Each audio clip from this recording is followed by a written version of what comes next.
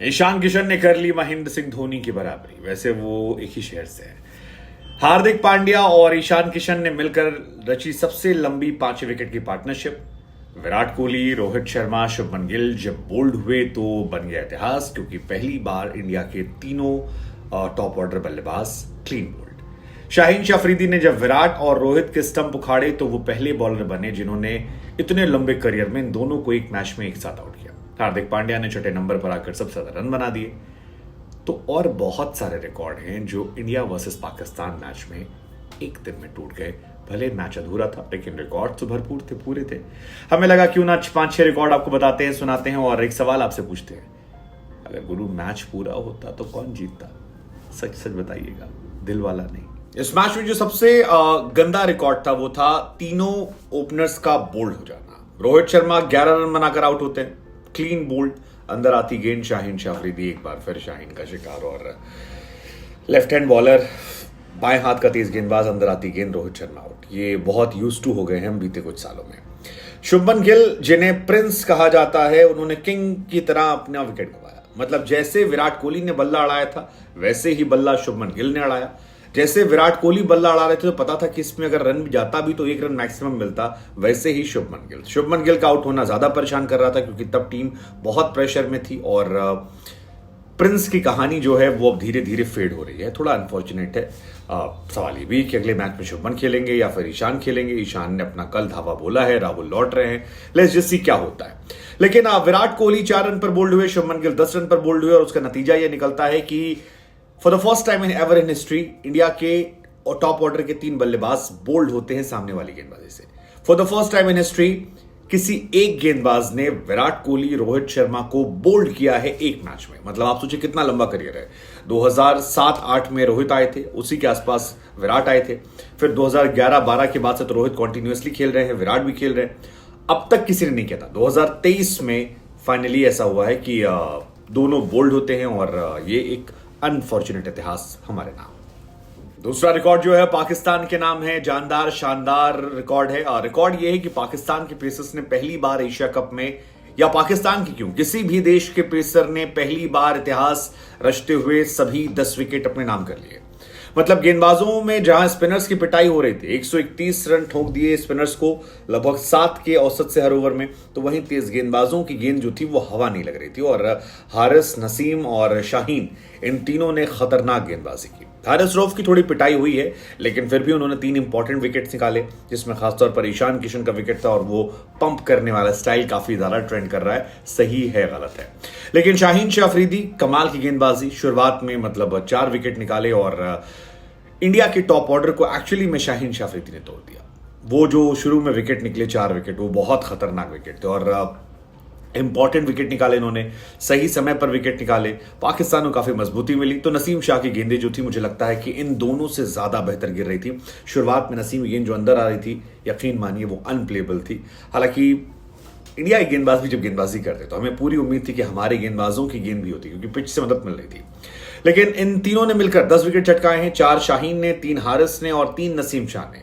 आपकी नजर में इन तीनों में सबसे अच्छी गेंदबाजी किसने की? मेरे हिसाब से नसीम ने अच्छी की थी, लेकिन शाहीन को ज्यादा दिख रहा था क्योंकि बड़े विकेट निकाले। गेंदबाजी नसीम ने सबसे अच्छी की थी।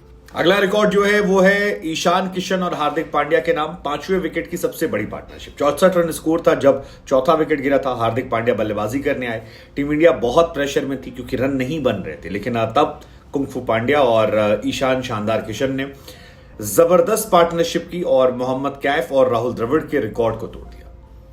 बेहतरीन पार्टनरशिप थी। मतलब ईशान किशन, हार्दिक पांड्या ने जो पार्टनरशिप की उसमें 138 रन मिलाकर बनाए और 135 रनों के राहुल द्रविड़ और मोहम्मद कैफ के पुराने रिकॉर्ड को तोड़ा। 2005 में कानपुर में वो रिकॉर्ड कैफ और इन्होंने बनाया था। कैफ और द्रविड़ के नाम से पहले दूसरा रिकॉर्ड भी था जहां पर 118 रन की पार्टनरशिप थी। उससे पहले कपिल देव और शास्त्री साहब के नाम 112 और धोनी और रोहित शर्मा के नाम कराची में 112 रन की पार्टनरशिप थी। तो कुल मिलाकर ये पार्टनरशिप थी। लेकिन ईशान किशन और हार्दिक पांड्या ने ये जो रन बनाए हैं ये टीम की इज्जत बचाने वाले भी रन थे, क्योंकि अगर ये 5वें विकेट पार्टनरशिप नहीं होती तो फिर हमारा मामला काफी ज्यादा खराब हो जाता। तो यहां पर एक बहुत इंपॉर्टेंट पार्टनरशिप थी। साथ ही एशिया कप में 5वें विकेट के लिए इंडिया की सबसे बड़ी पार्टनरशिप भी थी, क्योंकि द्रविड़ युवराज ने 133 की पार्टनरशिप की थी, तो उसे भी हमने तोड़ा। ईशान और हार्दिक 138 थे, द्रविड़ और युवराज जो थे 133। एशिया कप की हम बात करें ओवरऑल, उससे पहले धोनी और रोहित शर्मा ने 112 और धोनी और रोहित शर्मा 179। ये भी है एशिया कप के अंदर इंडिया की सबसे बड़ी पार्टनरशिप में आता है। अगला जो रिकॉर्ड है वो है हार्दिक पांड्या के नाम। हार्दिक पांड्या का जिक्र होना चाहिए, जिक्र इसलिए क्योंकि हार्दिक पांड्या ने कमाल की पारी खेली। पाकिस्तान के खिलाफ उनका वैसे भी अलग तरह का इश्क चलता है। कल मैं स्टार्ट पढ़ रहा था कि हार्दिक पांड्या के 23 मैचेस में 950 है जब वो ऑस्ट्रेलिया, इंग्लैंड, पाकिस्तान के खिलाफ खेलते हैं। बाकी टीमों के खिलाफ 33 मैचेस में 2 हाफ सेंचुरी है। तो ये उनका एक जो रिकॉर्ड है ये अपने आप में बहुत डिफरेंस रखता है, और बड़े मैचेस में बड़ी टीमों के खिलाफ वो चल रहे हैं, अच्छी बात ये है। हार्दिक पांड्या जो कि वाइस कैप्टन भी हैं, संकट के समय आते हैं, 87 रन की एक शानदार पारी खेलते हैं, और एशिया कप में इंडिया की तरफ से 6ठे नंबर पर सबसे ज्यादा रन बनाने वाले बल्लेबाज होते हैं। रोहित शर्मा के रिकॉर्ड को उन्होंने तोड़ दिया। 2008 में रोहित शर्मा ने यहां पर खेलते हुए 58 रन की पार्टनरशिप रन बनाए थे, और उस रिकॉर्ड को उन्होंने तोड़ा। हार्दिक पांड्या का जो ये रिकॉर्ड है, इससे पहले रोहित शर्मा, उससे पहले जडेजा, और जडेजा के अलावा मांजरेकर के नाम था। जडेजा ने 52 रन बनाए थे, रोहित शर्मा ने 2008 में 58 बनाए थे, दोनों पाकिस्तान के खिलाफ थे, और मांजरेकर के 50 रन थे। तो ये एक था, लेकिन 87 I think it's very good number, और ये भी मैच और इज्जत बचाने वाली पार्टनरशिप थी। तो आई थिंक कमाल का ये था, शानदार था। और आखिरी रिकॉर्ड जो है वो है धोनी और ईशान के नाम। अब तक महेंद्र सिंह धोनी अकेले थे उन खिलाड़ियों में, इंडिया के विकेट कीपर्स में, जो 4 हाफ सेंचुरी लगातार मार चुके थे। अब ईशान किशन भी है। ईशान किशन 4 हाफ सेंचुरी मार चुके हैं, 3 वेस्ट इंडीज के खिलाफ, एक यहां पर, और वो फर्स्ट इंडियन तो नहीं लेकिन सेकंड इंडियन बन चुके हैं जो लगातार ही काम कर चुके हैं। धोनी का रिकॉर्ड टूटा, हमने शुरू में कहा था, टूटा नहीं, बराबर किया है। 4 हाफ सेंचुरीज का धोनी ने कारनामा साल 2011 में किया था, ईशान ने 2023 में किया है। ईशान भी रांची से आते हैं, धोनी भी रांची से आते हैं, तो काफी सिमिलैरिटीज भी दोनों में है। विकेट कीपर बैट्समैन ये भी हैं, विकेट कीपर बैट्समैन वो भी हैं। शानदार है, शानदार है ईशान, शानदार, मतलब बहुत ज्यादा लोगों को उन्होंने करेक्ट किया है, और बहुत अच्छी फॉर्म में चल रहे हैं। मतलब वनडे में उनकी फॉर्म जो है वो एज ओपनर है, और मैं उनको अगले मैच में ओपनर देखना चाहूंगा। 5 नंबर पर ईशान इस मैच में चले, लेकिन क्या वो उनकी रेगुलर पोजीशन है? वेल, आप उन्हें ओपनिंग में मौका देंगे, वो ज्यादा अच्छा करेंगे, क्योंकि वो शुरुआत में पावर प्ले का बहुत अच्छा इस्तेमाल करते हैं। मिडिल ऑर्डर में बहुत अच्छी पारी खेली है, लेकिन अभी भी उनकी पोजीशन मिडिल ऑर्डर में पक्की नहीं है। उनकी पोजीशन ओपनिंग में है, और शुभमन गिल को वो इस बार थोड़ा सरदर्द देंगे, क्योंकि उनके बेस्ट फ्रेंड भी हैं। वैसे ईशान को दोहरा शतक मारने के अगले मैच में बाहर किया गया था, तो ये भी अपने आप में एक बहुत बड़ा कोइंसिडेंस था। तब शुभमन गिल अच्छी फॉर्म में थे, उन्हें जगह दी गई थी।